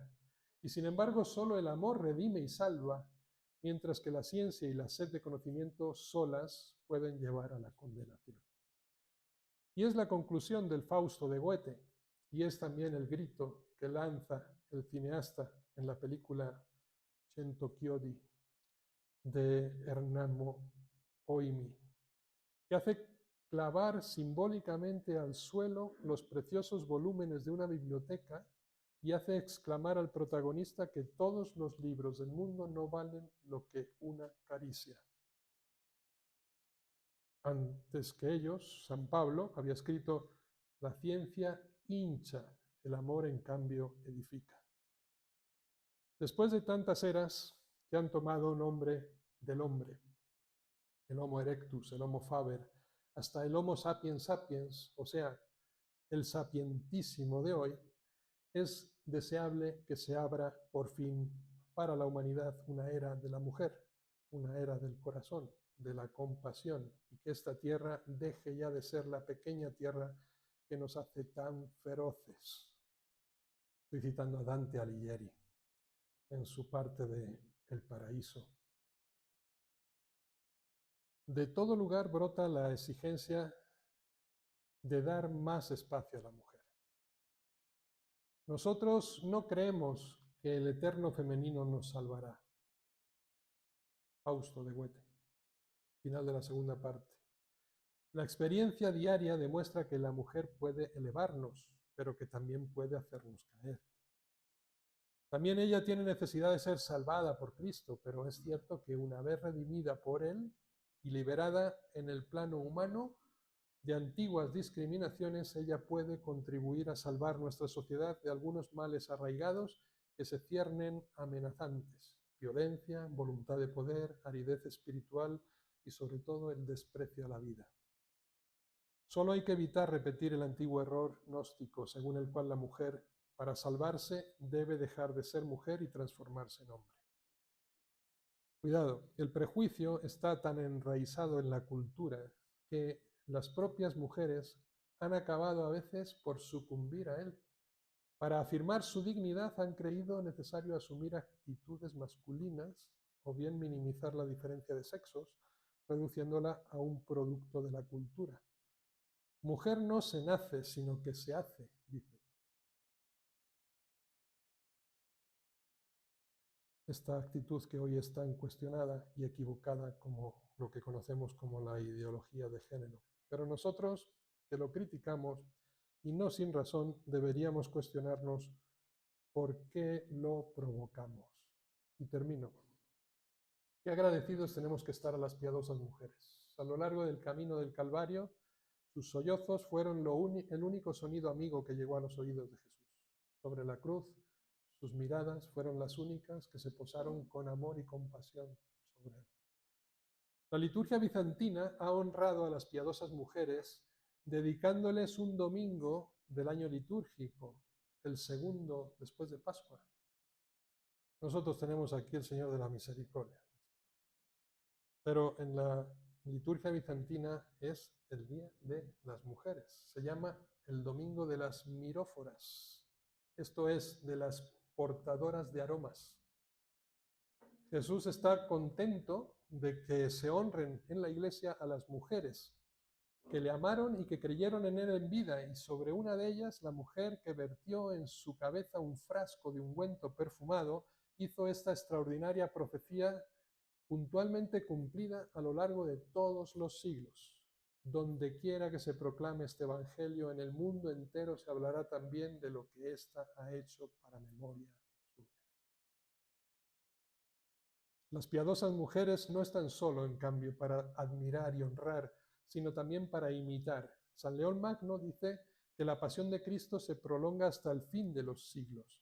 Y Pascal había escrito antes que Cristo estará en agonía hasta el fin de los tiempos, hasta el fin del mundo, en sus pensamientos.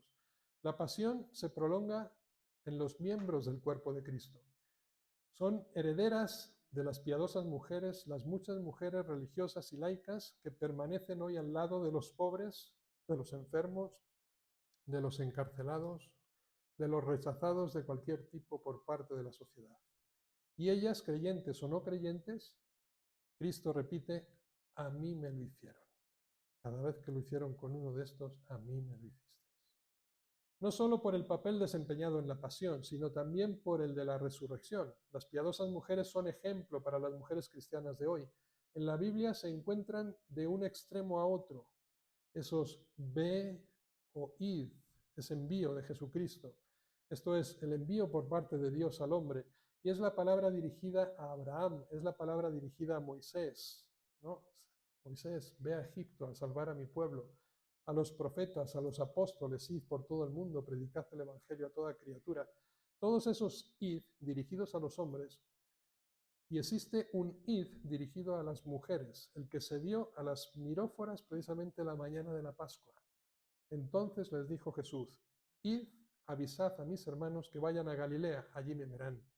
Y con estas palabras las constituía en los primeros testigos de la resurrección, maestras de maestros, apóstoles de los apóstoles, como los llama el antiguo autor Gregorio Antioqueno.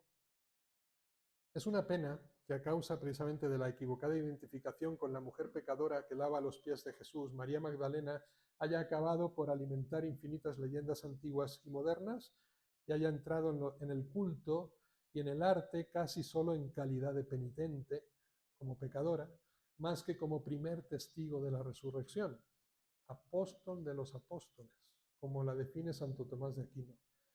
Ellas partieron a toda prisa del sepulcro con miedo y con gozo y corrieron a dar la noticia a sus discípulos. Mujeres cristianas, sigan llevando a los sucesores de los apóstoles, a nosotros, sacerdotes, colaboradores suyos, el gozoso anuncio.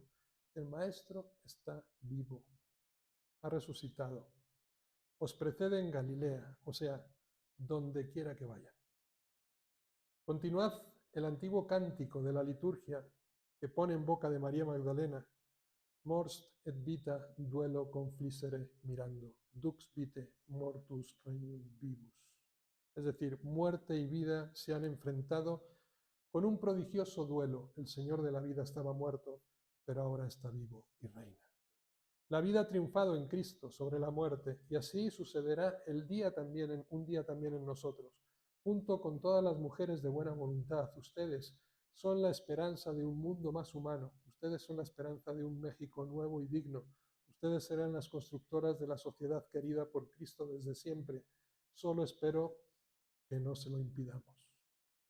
A la primera de las piadosas mujeres, e incomparable modelo de estas, la Madre de Jesús, quien queremos acompañar siempre en su dolor por aquella pérdida y al mismo tiempo en su amor de madre, le pedimos que así como tejió aquella túnica sin costuras para su hijo, tan manchada de sangre aquel primer Viernes Santo, nos ayude hoy también a todos los mexicanos a reconstruir ese tejido de nuestra propia dignidad personal y social, tan manchado hoy por la corrupción, la impunidad, por la inseguridad y la violencia, por las desigualdades sociales y la falta de oportunidades. Enséñanos tú, María, a tener tantas costuras rotas en nuestras vidas y en nuestro pueblo, a tejer, tantas costuras rotas en nuestras vidas y en nuestro pueblo. Muéstranos tú el camino con el valor de una madre, al lado del sufrimiento de su hijo, tú que como madre adoptaste a México en el Tepeyac.